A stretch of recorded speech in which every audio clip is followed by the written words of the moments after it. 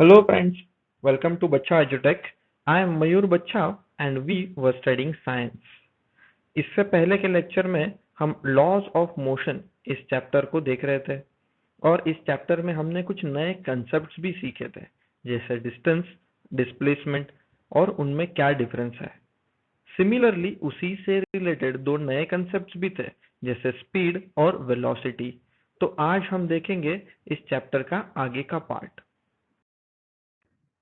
बच्चों, हमारा next topic है uniform and non uniform linear motion. First of all let's understand the important words in this topic. जो important words कौन से है इसमें, यूनिफॉर्म और लीनियर। तो जब भी आप यूनिफॉर्म ये वर्ड सुनते हो, आपके दिमाग में ये इमेज क्रिएट हो जाती है, यानी आपके स्कूल के क्लोथ्स, जिसे आप क्या कहते हो, यूनिफॉर्म कहते हो। तो आप इसे यूनिफॉर्म क्यों कहते हो, पहले तो इस बात को समझते हैं। स्कूल में सभी बच्चों के कपड़े कैसे होते हैं, सेम होते हैं, इक्वल होते हैं, इसीलिए उसको यूनिफॉर्म कहते हैं। यूनिफॉर्म का मीनिंग ही क्या है, uniform means same, equal. That is why all the clothes which students wear in the school, they are called as uniform. Why? Because all the students they wear same uniform.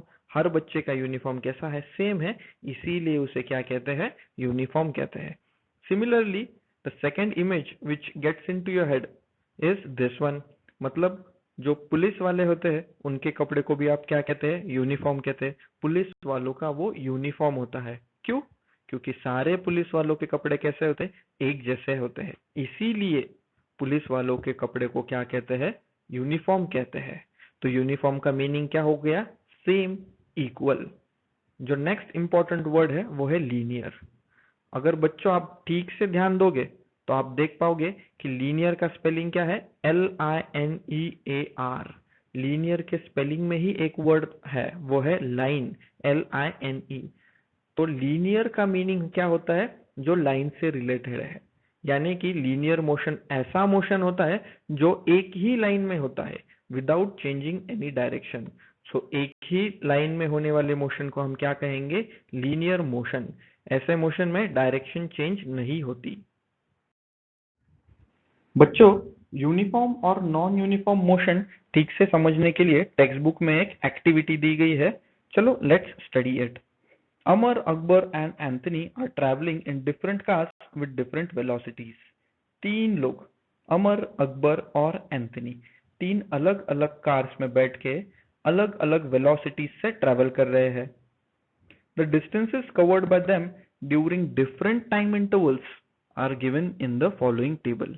नीचे एक table दिया गया है और उसमें हम देख सकते हैं कि अमर ने, अकबर ने और एंथनी ने कितना डिस्टेंस कवर किया है, कितने टाइम में। तो टेबल के लेफ्ट हैंड साइड कॉलम को हम पहले स्टडी करेंगे, जो है time in the clock. Time in the clock इस कॉलम में पहली रीडिंग है 5 o'clock की, सेकेंड रीडिंग है 5:30 की, थर्ड 6 o'clock, 6:30, 7, 7:30 एंड 8। तो हम देख सकते हैं that the time in the clock increases by half an hour every single time. Time हर बार आधे घंटे से बढ़ जाता है। अभी हम ध्यान देंगे डिस्टेंस कवर्ड बाय अमर। अमर ने कितना डिस्टेंस कवर किया है इस कॉलम पे। एट 5 o'clock उसका डिस्टेंस कितना है, 0। 5 बजे उसका डिस्टेंस कितना है, 0 है, क्योंकि उसने अभी तक कार चलाना शुरू नहीं किया। At 5:30 his distance becomes 20 kilometre. 5:30 बजे उसका डिस्टेंस कितना हो जाता है, 20 किलोमीटर। 6 बजे उसका डिस्टेंस हो जाता है 40, 6:30 बजे 60, 7 बजे 80 एंड सो ऑन। सो हम देख सकते हैं कि अमर का जो डिस्टेंस है बराबर 20 से इंक्रीज होता है। हर बार अमर ने कवर किया डिस्टेंस हर आधे घंटे में 20 से बढ़ जाता है। इसीलिए आपको अमर के कॉलम में 20 का टेबल ठीक से नजर आएगा। 20, 40, 60, 80, 100, 120, बराबर। ये हो गया आपके 20 का टेबल। यानी कि हर बार अमर का डिस्टेंस कैसे बढ़ता है, 20 किलोमीटर से। अभी देखते हैं अकबर का कॉलम, यानी डिस्टेंस कवर्ड बाय अकबर, जो ब्लू कॉलम में दिया गया है। एट 5 o'clock उसका डिस्टेंस कैसा है, 0, यानी उसने भी 5 बजे अभी तक गाड़ी चलाना शुरू नहीं किया।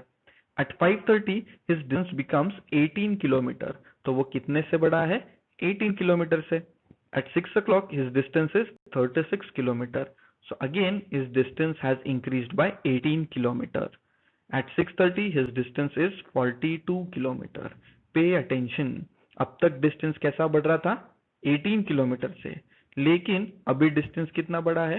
सिर्फ 6 किलोमीटर से. अगर आप 36 में 6 ऐड करते हो आपको मिलेंगे 42 किलोमीटर. यानी कि इस बार उसका डिस्टेंस कितने से इंक्रीज हुआ है? Only 6 kilometre. आगे देखते हैं. Next reading is 70 kilometre. तो difference between 70 and 42 is 28 kilometre. मतलब इस बार उसका डिस्टेंस कितने से इंक्रीज हुआ है? 28 किलोमीटर से बढ़ गया है. Similarly, next reading है 95.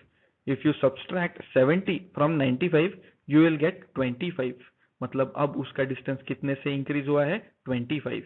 तो हम देख सकते हैं कि डिस्टेंस कवर्ड बाय अकबर, हर बार उसने कवर किया हुआ डिस्टेंस कैसा हो जाता है? चेंज हो जाता है. पहले कुछ टाइम के लिए उसका डिस्टेंस 18 किलोमीटर से बढ़ा, उसके बाद सिर्फ 6 किलोमीटर, उसके बाद 28, वापस 25.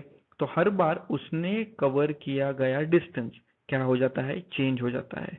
Hence distances covered by Akbar are not equal, are not same, और we can say are not uniform.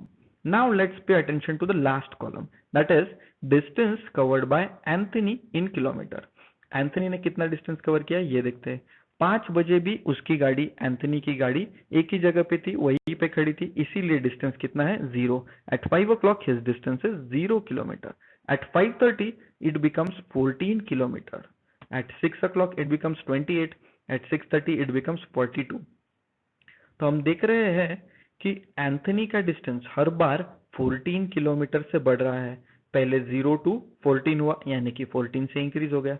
14 में अगर आप वापस 14 प्लस करोगे तो यू विल गेट 28. मतलब वो कितने से इंक्रीज हो गया? वापस 14 से.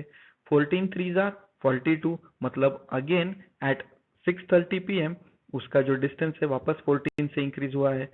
So we can see that the distance covered by Anthony increases by 14 kilometer at every half an hour. हर आधे घंटे में एंथनी का डिस्टेंस कितना? 14 किलोमीटर से बढ़ जाता है. इसीलिए आपको एंथनी के कॉलम में 14 का टेबल नजर आएगा. 14 1 जा 14, 14 2 जा 28, 14 3 जा 42, 56, 70, 84 एंड सो. तो हमने देखा कि अमर और एंथनी इन दोनों के डिस्टेंस इक्वली बढ़े. इसीलिए इन दोनों के टेबल में आप 20 का टेबल और 14 का टेबल एकदम प्रॉपरली देख पाओगे. लेकिन अकबर के जो डिस्टेंस थे वो इक्वली इंक्रीज नहीं हुए. तो चलो इस टेबल पे आगे कुछ क्वेश्चंस है, उनको स्टडी करते हैं. What is the time interval between the notings of distances made by Amar, Akbar and Anthony? अमर, अकबर और एंथनी ने तीनों ने जो डिस्टेंसेस कवर किए हैं उसके लिए टाइम इंटरवल्स कैसे है या कितने हैं, ये क्वेश्चन हमको पूछा गया है. So we can see that the time in the clock in this column, the time increases by half an hour every single time. That means it increases by 30 minutes. जो टाइम इंटरवल है वो तीनों के लिए हर बार आधे घंटे से इंक्रीज हो जाता है. Hence the answer to this question is 30 minutes. The time interval for the notings of distances by Amar, Akbar and Anthony is 30 minutes. Who has covered equal distances in equal time intervals? तीनों में से यानी कि अमर, अकबर और Anthony में से किसने equal distances cover किए हैं, ऐसा क्वेश्चन हमको पूछा है. तो जैसे कि हमने पहले भी देखा कि अमर और एंथनी इन दोनों के जो भी डिस्टेंसेस है वो इक्वली इंक्रीज होते हैं. अमर का डिस्टेंस हर बार 20 से इंक्रीज होता है, इसीलिए अमर के कॉलम में हम 20 का टेबल देख सकते हैं. और एंथनी का जो डिस्टेंस है हर बार 14 से इंक्रीज होता है, इसीलिए उसके कॉलम में हम 14 का टेबल देख सकते हैं. तो distances covered by both of them are equal. Amar और एंथनी ने कवर किए गए डिस्टेंसेस कैसे है? इक्वल है. Hence the answer is Amar and Anthony. Are all the distances covered by Akbar in the fixed time intervals the same? क्या अकबर ने जो भी डिस्टेंस कवर किया गया है वो सेम है? ये हमको क्वेश्चन पूछा गया है। तो हम देख सकते हैं कि अकबर के पहले 2-3 कॉलम्स में डिस्टेंस 18 किलोमीटर से इंक्रीज होता है, लेकिन उसके बाद वो 6 किलोमीटर से इंक्रीज हुआ, उसके बाद वो 28 किलोमीटर से इंक्रीज हुआ, उसके बाद वो 25 किलोमीटर से इंक्रीज हुआ। इसका मतलब ये हुआ कि the distances covered by Akbar are not the same. Hence, the answer to this question is no, क्योंकि उसका डिस्टेंस हर बार अलग अलग क्वांटिटी से इंक्रीज होता है। चलो देखते हैं नेक्स्ट क्वेश्चन को। Considering the distances covered by Amar, Akbar and Anthony in fixed time intervals, what can you say about their speeds? अभी हमने तीनों ने कितना डिस्टेंस कवर किया है ये देख चुके हैं, तो उसके बेसिस पे आप उनके स्पीड के बारे में क्या कह सकते हो, ऐसा क्वेश्चन हमको पूछा गया है। हमने देखा कि अमर और एंथनी इन दोनों का डिस्टेंस इक्वली इंक्रीज होता है। अगर डिस्टेंस इक्वली इंक्रीज हो रहा है तो हम कह सकते हैं that the speed of Amar and Anthony are uniform. दोनों की स्पीड कैसे है? यूनिफॉर्म है। लेकिन अकबर के जो डिस्टेंस कवर्ड है वो इक्वल नहीं है, इसीलिए अकबर का जो स्पीड है वो यूनिफॉर्म नहीं है। That is why the answer to this question will be Amar and Anthony are travelling with uniform speeds. उन दोनों के स्पीड्स यूनिफॉर्म है, लेकिन अकबर का स्पीड कैसा है? Non uniform, and Akbar is travelling with non uniform speed. If an object covers equal distances in equal time intervals, it is said to be moving with uniform speed. Important topic है, इसीलिए हम वापस ये statement पढ़ेंगे। If an object covers equal distance, अगर कोई भी object equal distance cover करता है इक्वल टाइम इंटरवल्स में, तो वो ऑब्जेक्ट का स्पीड कैसा होता है? यूनिफॉर्म होता है, यानी कि सेम होता है, इक्वल होता है। If an object covers unequal distances in equal time intervals, it is said to be moving with non-uniform speed. अगर कोई ऑब्जेक्ट अनइक्वल डिस्टेंसेस कवर करता है तो उसका स्पीड कैसा होता है? Non uniform. जैसे पहले की एग्जांपल में हमने देखा, अमर और एंथनी इन दोनों के स्पीड कैसे थे? यूनिफॉर्म थे। लेकिन अकबर का स्पीड कैसा था? नॉन यूनिफॉर्म था, क्योंकि उसने जो डिस्टेंसेस कवर किए वो कैसे थे? अनइक्वल थे। For example, the motion of a vehicle being driven through heavy traffic. अगर कोई हैवी व्हीकल जा रहा है और रास्ते में बहुत हैवी ट्रैफिक है, तो गाड़ी का स्पीड क्या होता है? कम होता है, कभी ज्यादा होता है। अगर उसको ड्राइवर को खुला रास्ता मिल जाता है तो वो स्पीड थोड़ा इंक्रीज करता है, लेकिन अगर बीच में ट्रैफिक आ गया तो उसको स्पीड कम करना पड़ता है। इसीलिए उसका स्पीड कैसा होता है? कम ज्यादा होता है, यानी कि नॉन यूनिफॉर्म स्पीड होता है। क्या उस ड्राइवर का स्पीड सेम है? क्या उस ड्राइवर का स्पीड इक्वल है? नहीं। क्यों? क्योंकि ड्राइवर क्या करता है? ट्रैफिक आने पे स्पीड स्लो कर लेता है, और ट्रैफिक अगर उसको थोड़ा खुला मिल जाए तो वो स्पीड इंक्रीज कर लेता है। Hence the motion of a vehicle being driven through heavy traffic is non uniform. Speed change होता है, इसीलिए वो मोशन कैसा है? नॉन यूनिफॉर्म मोशन है। Next topic is acceleration. Many students might have heard this word for the first time, acceleration. लेकिन acceleration से मिलता जुलता वर्ड तो हर किसी ने सुना है, वो है एक्सीलरेटर। बाइक का जो एक्सीलरेटर होता है, हम उसी की बात कर रहे हैं। तो क्या होता है यूज बाइक के एक्सीलरेटर का? हम बाइक का एक्सीलरेटर यूज करते हैं बाइक का स्पीड बढ़ाने के लिए या कम करने के लिए। That is to increase the speed of the bike और टू डिक्रीज इट्स स्पीड। यानी कि हम बेसिकली हम क्या करते हैं? बाइक का स्पीड चेंज करते हैं। किससे? एक्सीलरेटर से। So the change in speed, अगर किसी ऑब्जेक्ट का स्पीड चेंज करते हैं तो उसे हम कहते हैं acceleration. That means the object has acceleration. इसीलिए ये जो बाइक का इंस्ट्रूमेंट है उसे हम क्या कहते हैं? एक्सीलरेटर। क्यों? क्योंकि वो बाइक का स्पीड इंक्रीज या डिक्रीज करता है। बेसिकली वो बाइक का स्पीड चेंज करता है। So whenever there is change in speed, it is called as acceleration. Here in the given cartoon, you can see that the speed of the cartoon goes on increasing. यानी cartoon का speed आप देख सकते हो कि बढ़ता ही जाता है। यानी कि जब उसका स्पीड चेंज हो रहा है that means it is in acceleration. यानी कि कार्टून की जो बाइक है वो क्या है, एक्सिलरेशन में है। क्यों? क्योंकि उसका स्पीड चेंज हो रहा है। एक्सेलरेशन समझने के लिए टेक्स्ट बुक में एक एक्टिविटी दी गई है, चलो उसे देखते हैं। उन्होंने एक चैनल बनाने को आपको बोला है। चैनल मतलब अगर एक पाइप आप बीच में से काट देते हो तो जो आपको फिगर में दिख रहा है उसे हम बोलेंगे चैनल।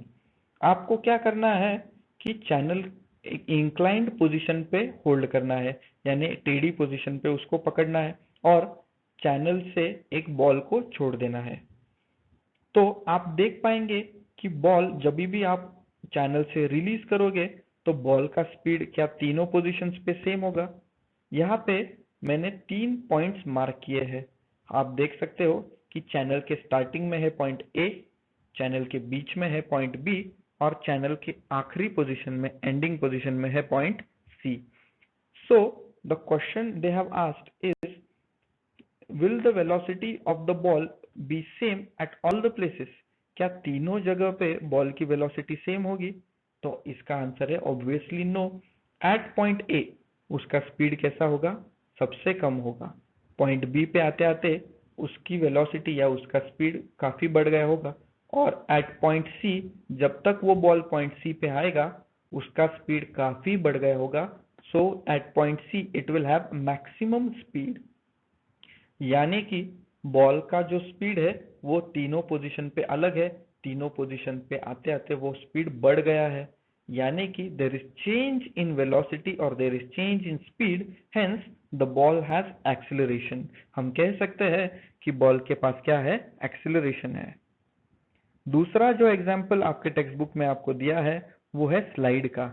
आप गार्डन में जब भी जाते हो तो स्लाइड का मजा आपने जरूर लिया होगा। तो आप देख सकते हैं कि स्लाइड पे भी मैंने 3 पोजीशन मार्क किए हैं, point A, point B and point C. At point A the velocity of the child is very less. Point A पे बच्चे की वेलोसिटी कैसी है, बहुत कम है। At point B its velocity becomes maximum. बच्चे की जो वेलोसिटी है पॉइंट बी पे वो सबसे ज्यादा होती है और पॉइंट सी पे आते आते बच्चे की वेलोसिटी रुक जाती है, कम हो जाती है, जीरो हो जाती है। That means there is change in velocity at all 3 position. तीनों पोजिशंस पे बच्चे की वेलोसिटी क्या होती है, चेंज होती है।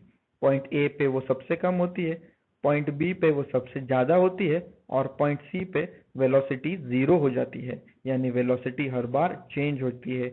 इसीलिए हम कह सकते हैं that the child has acceleration. In this case बच्चे के पास क्या है, एक्सिलरेशन है। The rate of change of velocity is called as acceleration. इसका मतलब वेलोसिटी कितने जल्दी बदलती है या कितने धीरे से बदलती है, उस रेट को हम क्या कहेंगे, एक्सिलरेशन। तो अगर फॉर्मूला एक्सिलरेशन का हमें लिखना हो तो हम फॉर्मूला बनाएंगे इस तरीके से, acceleration is equals to change in velocity upon time. अगर कोई ऑब्जेक्ट की वेलोसिटी चेंज होती है, उस चेंज के लिए जितना भी समय लगता है उस चेंज को हम उससे डिवाइड करेंगे तो हमें कौन सी क्वांटिटी मिल जाएगी, एक्सिलरेशन की। If the initial velocity is u and in time t it changes to final velocity v। अगर कोई ऑब्जेक्ट की इनिशियल वेलोसिटी, इनिशियल मतलब पहले की वेलोसिटी कितनी है, u है, और उसकी फाइनल वेलोसिटी कितनी हो जाती है, v जितनी हो जाती है, और इनिशियल वेलोसिटी से फाइनल वेलोसिटी तक जाने में जो भी टाइम लगता है वो मान लो t है, तो हम एक्सेलरेशन का फॉर्मूला बना पाएंगे कुछ इस तरीके से। एक्सेलरेशन मतलब a is equals to final velocity minus initial velocity divided by the time. In this case it will be v minus u upon t, क्योंकि v क्या है, फाइनल वेलोसिटी, u क्या है, इनिशियल वेलोसिटी, और velocity change होने में जो time लगा है उसे हमने डिनोट किया है t अल्फाबेट से। That is why the formula for acceleration is v minus u upon t, that is final velocity minus initial velocity upon time. This is a very important formula and I expect all students to remember it because we will need it to solve numericals. If the velocity of an object changes during a certain time period, then it is said to have accelerated motion. अगर कोई object की velocity change होती है तो हम क्या कहेंगे? Object के पास एक्सेलरेटेड मोशन है या ऑब्जेक्ट इज इन एक्सेलरेशन। तो एक्सेलरेशन के दो टाइप्स इसी बेसिस पे हम देख सकते हैं। फर्स्ट टाइप है if the velocity changes by equal amounts in equal time intervals, the object is said to be in uniform acceleration. Uniform word का मीनिंग हम पहले ही देख चुके हैं। यूनिफॉर्म का मीनिंग होता है इक्वल, सेम। तो अगर किसी ऑब्जेक्ट की वेलोसिटी इक्वल अमाउंट से इंक्रीज हो रही है, इक्वल अमाउंट से चेंज हो रही है, तो उस ऑब्जेक्ट के पास क्या है? यूनिफॉर्म एक्सेलरेशन है। Then the object is said to be in uniform acceleration. If the velocity changes by unequal amounts in time intervals, then the object is in non-uniform acceleration. अगर ऑब्जेक्ट की velocity equally change नहीं होती यानी unequally change होती है तो उस object को हम क्या कहेंगे? That the object is in non uniform acceleration. Object का मोशन कैसा है? नॉन यूनिफॉर्म एक्सेलरेशन में है। क्यों?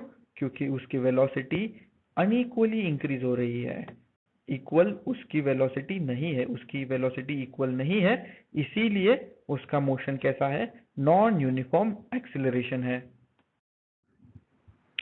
नेक्स्ट हमें देखना है positive, negative and zero acceleration. When the velocity of an object increases, the acceleration is positive. अगर ऑब्जेक्ट की वेलोसिटी बढ़ जाती है तो हम क्या कहेंगे? एक्सेलरेशन पॉजिटिव है। इन this case acceleration is in direction of velocity. हम पहले ही देख चुके हैं कि वेलोसिटी, एक्सेलरेशन ये सारी क्वांटिटीज वेक्टर क्वांटिटीज है, यानी कि वेलोसिटी, एक्सेलरेशन इन्हें डायरेक्शन भी होती है। तो अगर वेलोसिटी इंक्रीज होती है तो एक्सेलरेशन होता है पॉजिटिव एक्सेलरेशन। और इस केस में वेलोसिटी और एक्सेलरेशन दोनों की डायरेक्शन कैसी होती है? सेम होती है। When the velocity of an object decreases with time, it has negative acceleration. अगर किसी ऑब्जेक्ट की वेलोसिटी टाइम में कम हो जाती है, थोड़ी देर के बाद अगर उस ऑब्जेक्ट की वेलोसिटी कम हो जाती है तो हम इस केस को क्या कहेंगे? निगेटिव एक्सेलरेशन, यानी कि उस ऑब्जेक्ट की वेलोसिटी क्या हो गई है? कम हो गई है। Negative acceleration is also called as deceleration. Negative acceleration के लिए ही दूसरा वर्ड क्या है? Deceleration. In this case the direction of velocity and acceleration are opposite. इस केस में वेलोसिटी और एक्सेलरेशन दोनों की जो डायरेक्शन है एक दूसरे के लिए अपोजिट होती है। If the velocity of the object does not change with time, अगर ऑब्जेक्ट की वेलोसिटी चेंज ही नहीं होती तो ऑब्जेक्ट का एक्सेलरेशन कैसा होगा? जीरो होगा। क्यों? हमने एक्सेलरेशन का फॉर्मूला क्या देखा था? Acceleration is equals to change in velocity upon time. तो अगर चेंज इन वेलोसिटी ही नहीं है तो चेंज इन वेलोसिटी मत नहीं है, इसका मीनिंग क्या है? जीरो है। And zero divided by any number is zero. Hence if the velocity does not change the acceleration is zero. इस केस में एक्सेलरेशन कितना होता है? जीरो होता है। नेक्स्ट हमें देखना है distance time graph for uniform motion, यानी कि हमें ग्राफ प्लॉट करना है और उसके एक एक्सिस पे होगा डिस्टेंस, दूसरे एक्सिस पे होगा time. The following table shows distances covered by a car in fixed time intervals. एक कार ने डिस्टेंस कवर किया है और उस डिस्टेंस कवर करने के लिए कितना टाइम लगता है ये हम नीचे दिए गए टेबल में देख सकते हैं। तो हमें क्या करना है? इस ग्राफ पे ऑलरेडी एक्स एक्सिस और वाई एक्सिस आपको प्लॉट करके दिए हैं। हम देख सकते हैं एक्स एक्सिस पे टाइम है और वाई एक्सिस पे डिस्टेंस है। तो हमें क्या करना है? डिस्टेंस और टाइम इन दोनों क्वांटिटीज को इस ग्राफ पे प्लॉट करना है। फॉर एग्जांपल फर्स्ट पॉइंट है 0 0। When time is 0 distance is also 0। तो टाइम एक्स एक्सिस पे है तो हम x एक्सिस का 0 पॉइंट और y एक्सिस के 0 पॉइंट पे पॉइंट प्लॉट करेंगे। ये रहा आपका first point. Now we will move on to second point. Second point is on x axis, that is on time, the reading is 10 and on y axis it is 15. So this is our second point. Third point है 20 और 30, यानी x axis पे 20, time is 20 और y axis पे 30 यानी कि distance है 30। ये रहा आपका थर्ड पॉइंट। फोर्थ पॉइंट है 30 और 45, this is 30 and 45। So you can plot all the points accordingly. इस तरीके से हम सारे पॉइंट्स को प्लॉट कर सकते हैं। और अगर आप ठीक से ध्यान दो तो आपको रियलाइज होगा कि सारे पॉइंट्स एक स्ट्रेट लाइन में से पास होते हैं। If you try to draw a straight line through all these points, you will notice that all these points lie on a straight line। वो सारे के सारे पॉइंट्स एक स्ट्रेट लाइन पे से पास होते हैं। अभी हम स्केल भी लिखेंगे। ग्राफ में हम देख सकते हैं x एक्सिस पे 1 सेंटीमीटर कितना है, x एक्सिस पे 1 सेंटीमीटर है 10 सेकेंड्स, इसीलिए उसका आंसर है 10 सेकेंड्स। और y एक्सिस पे हम देख सकते हैं कि 1 centimetre is equals to 20 metre, 1 centimetre is equals to 20 metre. तो ये रहा आपका इस ग्राफ के लिए scale. So this was distance time graph for uniform motion. ये जो मोशन है ऑब्जेक्ट का वो कैसा है, यूनिफॉर्म है। क्यों? क्योंकि डिस्टेंस हर बार इक्वली इंक्रीज हो रहा है। पहले डिस्टेंस था 0, फिर हो गया 15, 30, 45, 60, 75। आप ठीक से अगर ध्यान दो तो आपको इस डिस्टेंस के कॉलम में 15 का टेबल नजर आएगा। That means the distance is increasing by 15 meter every time. That means the object has uniform motion. An object in uniform motion covers equal distances in equal time intervals. जैसे हमने पहले ही देखा कि car का distance हर बार 15 metre से increase हो रहा था। That is why the car was in uniform motion. Thus, the graph between distance and time is a straight line. इसी वजह से डिस्टेंस और टाइम का जो हमें ग्राफ मिला वो कैसा था, एक स्ट्रेट लाइन था। आगे एक क्वेश्चन है, चलो उसे देखते हैं। इन the distance time graph above, what does the slope of the straight line indicate? जो लाइन का स्लोप है वो आपको क्या इंडिकेट करता है? तो लाइन का जो स्लोप है वो आपको speed of the car indicate करता है। अगर लाइन का स्लोप बहुत ज्यादा होगा, दैट मीन्स कार का स्पीड भी कैसा होगा, ज्यादा होगा। अगर लाइन का स्लोप कम हो जाता है, दैट मीन्स कार का स्पीड भी क्या हो जाता है, कम हो जाता है। So in the distance time graph the slope indicates the speed of the car. Slope हमें क्या दिखाता है, कार का स्पीड कितना है ये दिखाता है। अभी हम देखेंगे distance time graph for non uniform motion. जैसे पहले हमने डिस्टेंस टाइम ग्राफ देखा यूनिफॉर्म मोशन के लिए, उसी तरीके से अभी हम ग्राफ देखेंगे for non uniform motion. They have given a similar example, but in the case of car now they have given a बस। कार की जगह पे उन्होंने सिर्फ एक बस दिया है। उसी तरीके से एक टाइम इंटरवल का कॉलम हम देख सकते हैं और डिस्टेंस का कॉलम भी देख सकते हैं। So the bus is travelling certain distances in certain amounts of time. So let's plot our distance time graph for non-uniform motion. So we will draw a horizontal axis. Horizontal axis को हम कहते हैं x axis. उसके बाद vertical axis जिसे हम कहेंगे y axis. Now we will plot our scale on both the axis. दोनों axis पे हम scale draw कर लेते हैं, x axis पे भी और y axis पे भी। Now we will similarly plot all these points on this graph. जैसे प्रीवियस एग्जांपल में हमने सारे पॉइंट्स प्लॉट किए थे, उसी तरीके से इस ग्राफ में भी हम पॉइंट्स प्लॉट करेंगे। पहला पॉइंट है 0, 0। ये रहा आपका पहला पॉइंट। x एक्सिस पे भी 0 और y एक्सिस पे भी 0। सेकंड पॉइंट है 5 और 7। x एक्सिस पे 5 और y एक्सिस पे 7। थर्ड पॉइंट है 10 और 12। ये रहा आपका थर्ड पॉइंट। फोर्थ पॉइंट है 15 और 20।